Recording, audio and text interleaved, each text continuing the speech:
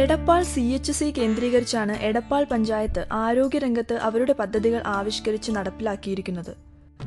CHCയിലെ അടിസ്ഥാന സൗകര്യങ്ങൾ ഒരുക്കുന്നതിലായിരുന്നു പഞ്ചായത്ത് ആദ്യം ശ്രദ്ധ കേന്ദ്രീകരിച്ചത്. എല്ലാ സമയത്തും വെള്ളം കിട്ടുന്നതിനുള്ള സൗകര്യങ്ങൾ എനിക്ക് തന്നിട്ടുണ്ട്.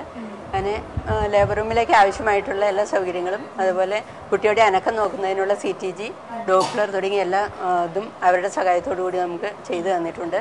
അങ്ങനെ ഇവിടെ വളരെ നല്ല രീതിയിലുള്ളൊരു പുരോഗമനം ഈ കാലയളവിൽ ഉണ്ടായിട്ടുണ്ട്. 2007 ഏകദേശം ഒരു ജൂൺ മാസത്തോടു കൂടിയാണ് ഇവിടെ കൂടുതലായിട്ട് കിടത്തി ചികിത്സയും ഡെലിവറിയും ഒക്കെ ആരംഭിച്ചത്. പഞ്ചായത്തിലെ മുഴുവൻ ആളുകളുടെയും ബ്ലഡ് ഗ്രൂപ്പ് നിർണ്ണയിക്കുന്ന പ്രവർത്തനങ്ങൾ അവസാന ഘട്ടത്തിലാണ്. ഒരു ബ്ലഡ് ഗ്രൂപ്പ് ഡയറക്ടറിയും നിർമ്മാണത്തിലാണ്. കൗമാരക്കാരായ പെൺകുട്ടികൾക്ക് വേണ്ടി പഞ്ചായത്ത് ഒരു അഡോളസൻസ് ഹെൽത്ത് ക്ലിനിക് സംഘടിപ്പിക്കുകയുണ്ടായി.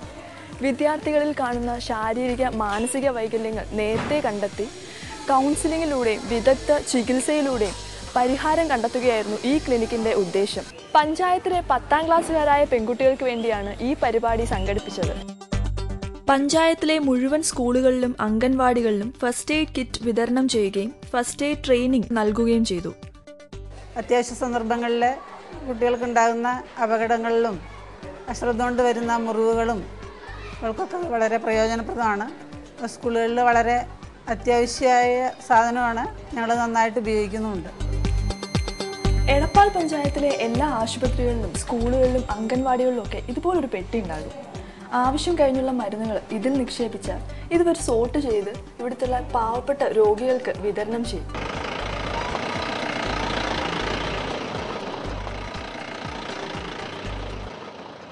തീർത്തും കിടപ്പിലായ രോഗികളെ അവരുടെ വീടുകളിൽ ചെന്ന് ആവശ്യമായ പരിചരണം നൽകുന്നതിന് വേണ്ടി എടപ്പാൾ പഞ്ചായത്തിൻ്റെ പദ്ധതിയാണ് പരിരക്ഷ ഹോം കെയർ പ്രോജക്റ്റ്.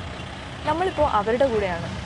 ഈ ടീമിൽ 2 നഴ്സുമാരും, ഒരു ആശാ വോളണ്ടിയറും, ഒരു പഞ്ചായത്ത് മെമ്പറും, പിന്നെ ഹെൽത്ത് ഇൻസ്പെക്ടറും, ഒരു ജൂനിയർ ഹെൽത്ത് ഇൻസ്പെക്ടറും, ഒരു ജൂനിയർ പബ്ലിക് ഹെൽത്ത് നഴ്സും ഉണ്ടായിരിക്കും.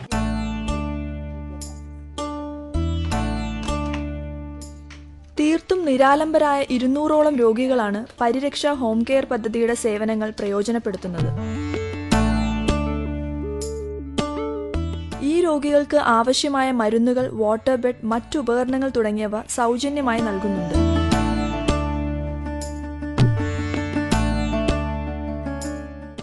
വികസന കാഴ്ചകളൊക്കെ നമ്മൾ കണ്ടു കഴിഞ്ഞു. ഇനി അതെ, ചർച്ചയ്ക്കുള്ള സമയമാണ്. മാഷ് തുടങ്ങാല്ലേ? ആരോഗ്യം, കൃഷി, വിദ്യാഭ്യാസം എന്നീ മേഖലകളിലാണ് പഞ്ചായത്ത് കൂടുതൽ ശ്രദ്ധ പതിപ്പിച്ചിട്ടുള്ളത്. അത് വളരെ നല്ല സംഗതിയുമാണ്. ഈ ആരോഗ്യരംഗത്ത് ഈ പരിരക്ഷയുടെ കാര്യം പ്രത്യേകം എടുത്ത് പറയുകയുണ്ടായി. ഇത് നടപ്പാക്കുന്നത് ഡിപ്പാർട്ട്മെൻ്റലായിട്ടാണോ അതോ അതിന് പ്രത്യേക ഒരു സംവിധാനം, ഒരു സൊസൈറ്റിയോ മറ്റോ ഉണ്ടാക്കിയിട്ടുണ്ടോ? ഡിപ്പാർട്ട്മെൻ്റായിട്ടല്ല, ഗ്രാമപഞ്ചായത്ത് പ്രത്യേക പ്രൊജക്റ്റ് വെച്ചുകൊണ്ട് പ്രത്യേകിച്ച് ഹോസ്പിറ്റലിനെ തന്നെ HI, അതുപോലെ ഹെൽത്ത് ഇൻസ്പെക്ടർ, അതുപോലെ ഒരു പബ്ലിക് നഴ്സ്, ആവശ്യമായിട്ടുള്ള മറ്റ് സംവിധാനങ്ങളോടുകൂടി പഞ്ചായത്ത് മെമ്പറും ഉണ്ടായി. അങ്ങനെ ആ രീതിയിലാണ് വീടുകളിൽ കയറി നമ്മൾ ഇത്രയും അവശരായ രോഗികളെ പരിശോധിക്കുകയും അവർക്ക് ആവശ്യമായ മരുന്നും അതുപോലെ തന്നെ ഗ്ലൂക്കോസ് ആണെങ്കിൽ ഗ്ലൂക്കോസ് തന്നെ അവിടെ നിന്ന് കൊടുക്കാനുള്ള ഏർപ്പാടും എല്ലാ കാര്യങ്ങളും നടത്തിക്കൊണ്ടിരിക്കുന്നത് എന്നുള്ളതാണ്. പഞ്ചായത്ത് അതിനു വേണ്ടി പദ്ധതി തുകയിൽ തന്നെ നല്ലൊരു രീതിയിലുള്ള പദ്ധതി തുക അതിനു വേണ്ടി ചെലവഴിക്കുന്നുണ്ട്. 2 ലക്ഷം 3 ലക്ഷത്തോളം രൂപ അതിനു വേണ്ടി ചെലവാക്കുന്നുണ്ട് ഒരു വർഷത്തിൽ. എന്തിനാണ് ചെലവാക്കുന്നത്? ഇവർക്ക് വേണ്ട മരുന്നൊക്കെ കൊടുക്കുന്നതിനാണോ? സാർ, അത് എല്ലാ മേഖലയിലും ചെലവഴിക്കുന്നുണ്ട്. ഇത് ജില്ലാ പഞ്ചായത്തിൻ്റെ ഒരു പദ്ധതി എന്ന നിലയ്ക്കാണ് ആദ്യം തുടങ്ങി വെച്ചത്. അവരുടെ ഇടപെടൽ പരിശീലനത്തിൽ മാത്രമാണ് ഉണ്ടായിരുന്നത്. തുടർന്ന് അതിൻ്റെ ഈ സർവേ നടത്തി അതിൻ്റെ കൂടെ തന്നെ വളണ്ടിയേഴ്സിനെ കണ്ടെത്തി. പിന്നീടാണ് ആശാ വർക്കേഴ്സിലേക്ക് വരുന്നത്. ആദ്യം വളണ്ടിയേഴ്സിനെ 106 വളണ്ടിയേഴ്സിനെ വിവിധ വാർഡുകളിൽ നിന്ന് കണ്ടെത്തി പരിശീലനം നൽകി. എങ്ങനെയാണ് ഈ രോഗികളെ പരിശീലിക്കുന്നത്? വോളണ്ടിയേഴ്സ് എന്ന് പറഞ്ഞാൽ ആരെയാണ് ഈ വോളണ്ടിയറായിട്ട് എടുക്കുക? അത് നമ്മൾ താല്പര്യമുള്ള ആളുകളെ ഇതിലേക്ക് ക്ഷണിച്ചു. പ്രത്യേകിച്ച് സ്ത്രീകളാണ് അതിലേക്ക് കൂടുതലായിട്ട് തയ്യാറായിട്ട് വന്നത്. കുടുംബശ്രീ സംവിധാനത്തെ അതിൽ ഉപയോഗിച്ചിട്ടുണ്ട്. കുടുംബശ്രീ ഇല്ലാത്ത ആളുകൾ അതിൽ വന്നിട്ടുണ്ട്.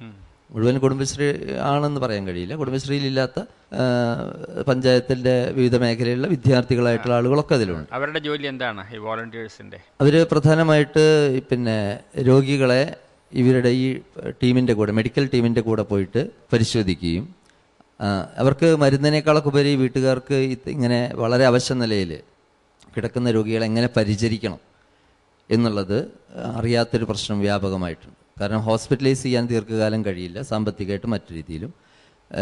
പിന്നെ വീട്ടിൽ വന്നു കഴിഞ്ഞാൽ അവരെ നിരന്തരം ശ്രദ്ധിക്കേണ്ടതുണ്ട്. അവരുടെ മാനസിക പ്രയാസങ്ങൾ ആരും ശ്രദ്ധിക്കാനില്ല, വീട്ടിലാരും ശ്രദ്ധിക്കാനില്ല എന്നുള്ള തോന്നലൊക്കെ. വോളണ്ടിയർമാർ ദിവസവും ഈ വീടുകളിൽ പോകുമോ?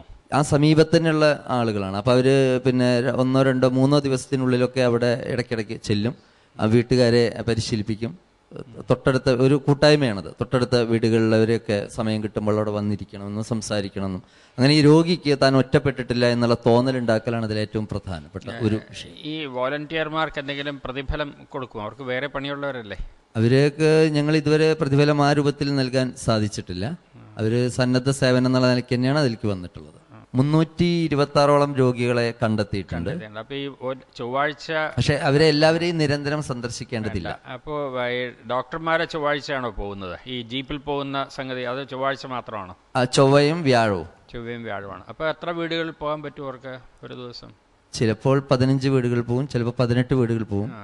എവിടേക്കാ പോകേണ്ടതെന്ന് ഈ വോളണ്ടിയർമാർ? അത് എല്ലാ മാസവും ഇതിന്റെ റിവ്യൂ മീറ്റിംഗ് നടക്കും. ആ റിവ്യൂ മീറ്റിംഗ് നടക്കുമ്പോൾ അടുത്ത 4 ആഴ്ചയ്ക്ക് പോകേണ്ട വാർഡുകൾ, കാര്യങ്ങളൊക്കെ, വീടുകളൊക്കെ അവിടെ വെച്ച് സെലക്ട് ചെയ്യും.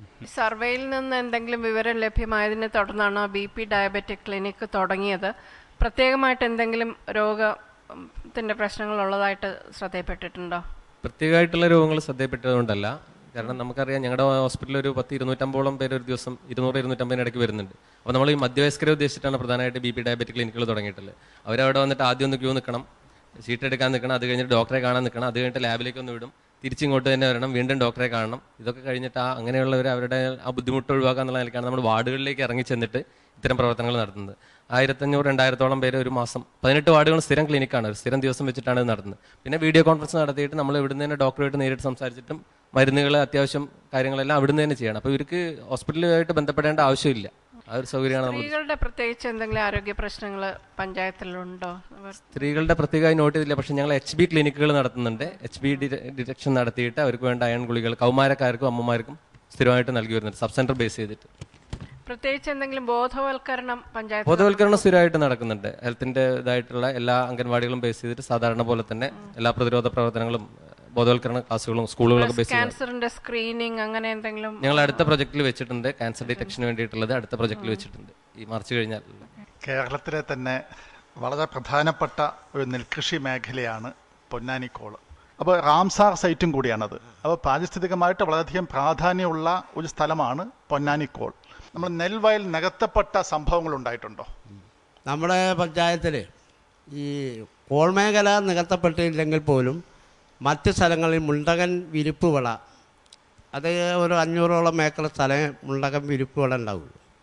ആ വിള അത് പിന്നെ മണ്ണിട്ട് തൂർത്ത് എത്ര ഗവൺമെൻറ്റിൻ്റെ തീരുമാനത്തിൻ്റെ ഭാഗമായി പഞ്ചായത്തും വില്ലേജ് ഓഫീസും തഹസിൽദാരൊക്കെ നിരന്തരമായ സമ്മർദ്ദം, ഞങ്ങളടക്കമുള്ള ആളുകൾ സമ്മർദ്ദം ചെലുത്തിയിട്ട് പോലും യഥാർത്ഥത്തിൽ നടക്കേണ്ട കാര്യങ്ങൾ രാത്രി കാലങ്ങളിലാണ് മണ്ണ് കൊണ്ടുവന്നിട്ട് അടിച്ചു വിടുന്നത്. അങ്ങനെ കുറേ ഭൂമി നഷ്ടപ്പെട്ടു പോയിട്ടുണ്ട്. ഇതിന് ഏറ്റവും കൂടുതൽ നടപടി എടുക്കാൻ പറ്റുന്നത് പഞ്ചായത്ത് തന്നെയാണ്. നിയമം ഇപ്പൊ പുതിയ പാഡി ബിൽ വന്നിട്ടുണ്ടല്ലോ, പാഡി ബിൽ, നീർത്തട നെൽവയൽ സംരക്ഷണ നിയമം വന്നിട്ടുണ്ട്. അതിൽ പഞ്ചായത്തിന് തന്നെ നടപടികൾ എടുക്കാം. എടപ്പാൾ മേഖല എന്ന് പറയുന്നത് ധാരാളം ഗൾഫ് പണം ഒഴുകിയെത്തുന്നൊരു സ്ഥലമാണ്. അതുകൊണ്ട് തന്നെ അവിടെ മറ്റ് ധാരാളം കെട്ടിടങ്ങൾ നിർമ്മിക്കുകയും അതുപോലുള്ള വികസന പ്രവർത്തനങ്ങൾ നടക്കുന്നുണ്ട്. അതിൻ്റെ ഭാഗമായി നെൽവയലുകൾ നികത്തപ്പെടുന്ന പ്രവണതയുമുണ്ട്. ഒരു കഴിഞ്ഞ വർഷം വരെ അതിൽ എങ്ങനെ ഇടപെടണമെന്ന് യഥാർത്ഥത്തിൽ പഞ്ചായത്തിന് അങ്ങനെ ഒരു റോൾ ഉണ്ടായിരുന്നില്ല. അത് റവന്യൂ വകുപ്പാണ് അത് കൈകാര്യം ചെയ്യാൻ അവർക്കായിരുന്നു അധികാരം. പക്ഷേ ഈ പുതിയ നിയമം, നീർത്തട നെൽവയൽ സംരക്ഷണ നിയമം വന്നതോടുകൂടി വളരെ അനുകൂലമായ ഒരു സാഹചര്യമാണ് ഉള്ളത്. പഞ്ചായത്ത് തല കമ്മിറ്റിയുണ്ട്, അതിൽ കൃഷി ഓഫീസർ കൺവീനർ, പ്രസിഡന്റ്, ചെയർമാനൊക്കെയാണ്. അപ്പോൾ ഇപ്പോൾ അടുത്ത് ഉണ്ടായ 2-3 കേസുകളിൽ ഇതുപോലെ പരാതികൾ ലഭിക്കുകയും ഞങ്ങളത് വളരെ ശക്തമായി ഇടപെടുകയും അത് നിർത്തിവെക്കാൻ സാധിക്കുകയും ചെയ്തിട്ടുണ്ട് എന്നത് വളരെ നല്ല കാര്യമായിട്ടാണ് എനിക്ക് തോന്നുന്നത്. 10ൽ പഠിക്കുന്ന പെൺകുട്ടികൾക്ക് നിങ്ങൾ പ്രത്യേകം കൗൺസിലിംഗ് കൊടുക്കുന്നുണ്ട്. എന്തുകൊണ്ടാണ് ആൺകുട്ടികൾക്ക് കൊടുക്കാത്ത? ഈ വർഷത്തെ പ്രൊജക്റ്റിൽ ഉൾപ്പെടുത്തിയിട്ടാണ് ചെയ്തിരിക്കുന്നത്. അപ്പോൾ ആദ്യം 10th കുട്ടികൾ, കാരണം എന്താ